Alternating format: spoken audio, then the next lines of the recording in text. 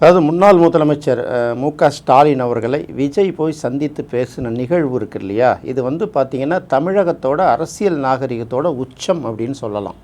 ஏன்னா இது வரைக்கும் பார்த்திங்கன்னா நம்ம அண்டை மாநிலங்களில் பார்த்தா கூட கேரளாவில் பார்த்திங்கன்னா 2 எதிரெதிர் துருவங்கள் தான், காங்கிரஸ் கட்சியும் இடதுசாரி கட்சிகளும்.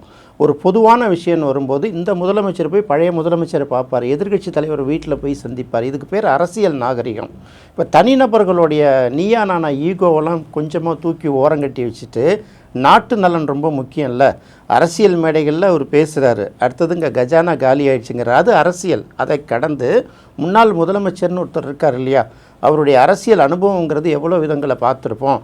அவரை எதிர்த்து நின்று ஜெயிச்சிருக்கக்கூடிய ஒருத்தரை போய் விஜய் போய் நேரடியாக பார்த்து அவருக்கு சால்வை பற்றி ஒரு வாழ்த்தை வாங்கிட்டு வராருன்னா இது எவ்வளவு பெரிய அரசியல் உச்சம், அரசியல் நாகரிகத்தோட உச்சம்னு தான் சொல்லணும். அண்ணா வந்து முதலமைச்சராக இருந்த வரைக்கும் 1967 தான் அண்ணா முதலமைச்சராகிறாரு. அண்ணா முதலமைச்சராகிற வரைக்கும் அந்த எதிர்க்கட்சி ஆளுங்கட்சிக்கான அந்த அரசியல் நாகரிகம் வந்து நிறைய இருந்தது. சட்டமன்றத்தில் காரசாரமாக விவாதிச்சுப்பாங்க, பொது மேடைகளில் பேசிப்பாங்களே தவிர தனிப்பட்ட முறையில் ஒருத்தர் பார்க்கும்போதும் பொது நிகழ்ச்சிகளில் கலந்துக்கும் போதும் சில ஆலோசனைகள் கேட்டுக்கும் போதும் அவங்க நல்லா பேசிக்குவாங்க. அது வந்து ரொம்ப அற்புதமாக இருந்துச்சு. இந்த அரசியல் நாகரிகம் எங்கே கெட்டு போச்சுன்னா கலைஞரோட அரசியல் வருகைக்கு பிறகு தான் அது ரொம்ப கெட்டு போச்சு. ஜெயலலிதாவோட அரசியல் வருகைக்கு அப்புறம் அது ரொம்ப உறுதிப்படுத்தப்பட்டுடுச்சு.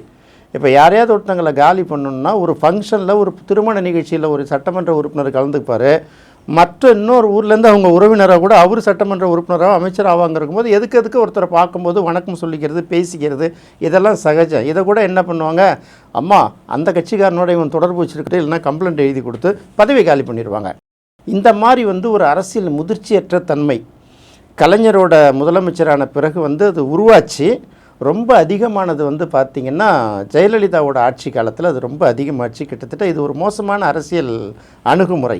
இந்த அணுகுமுறைக்கு வந்து விஜய் வந்து இன்றைக்கி ரொம்ப முற்றுப்புள்ளி வச்சுருக்காரு. இது ரொம்ப பாராட்ட வேண்டிய ஒரு விஷயம். நம்ம சொல்கிறோம்ல, பெரிய அரசியல் பாரம்பரியம்லாம் இல்லை, மன்னர் பரம்பரெல்லாம் இல்லை, அதெல்லாம் ஒன்றும் கிடையாது, நான் ஒரு எளிமையான குடும்பத்தை சேர்ந்தவன், இந்த அரசியலோட வழக்கமான அணுகுமுறை இருக்குல்ல, இதை நான் உடைக்கிறேன், நானே முன்னுதாரணமாக இருக்கேன் அப்படின்னு திகழ்கிறத பார்க்கும்போது ரொம்ப மகிழ்ச்சியாக தான் இருக்குது.